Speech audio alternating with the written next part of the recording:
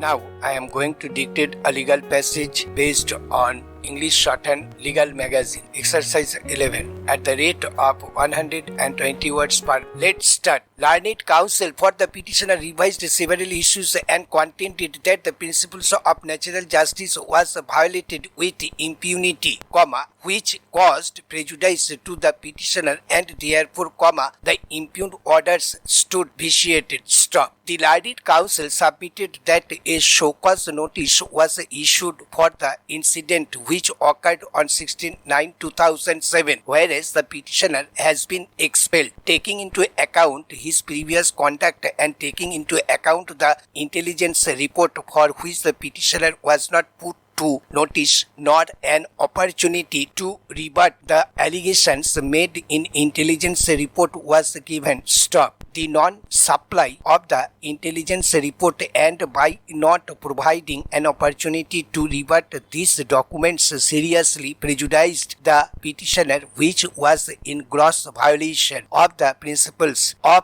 natural justice. Stop. The learned counsel further submitted that the intelligence report which was relied upon by the disciplinary committee was not signed by any person and had been prepared subsequently, and therefore, no cognizance on this report could be taken into consideration by the disciplinary committee. Stop. The learned counsel further submitted that the circle officer had certified that the petitioner was not involved in the destruction of the university and that the petitioner was given a clean sheet and was absolved from the incident, which unfortunately had been discarded by the disciplinary committee without assigning any valid reason. Stop. The learned counsel for the petitioner further submitted that the resolution of the Executive Council was also liable to be quashed as it suffered from various infirmities. Stop. The learned counsel submitted that the quorum of the Executive Council was incomplete and therefore,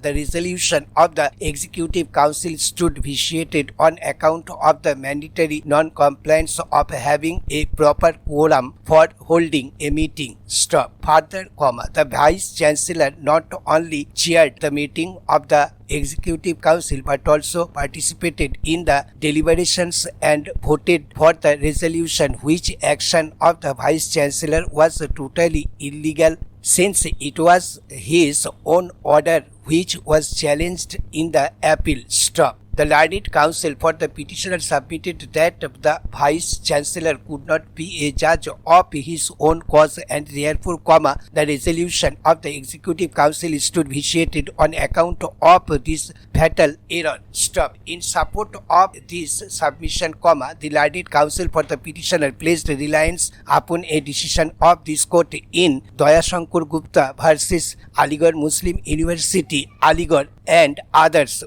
within bracket 2014-11 SCC 941 para. On the other hand, Sri Shoshinandan, the learned senior counsel, submitted that the petitioner raised no grievance against the intelligence report before the appellate authority and therefore, it was too late for the petitioner to raise such technical infirmities which, in any case, was removed, and that full opportunity was given by the grievance committee to the petitioner to dispute the correctness of the intelligence report. Stop. The learned counsel submitted that in spite of an opportunity being granted, the petitioner could not point out any error in the intelligence report and that most of the allegations made in the intelligence report was admitted by the petitioner. Stop. Thank you.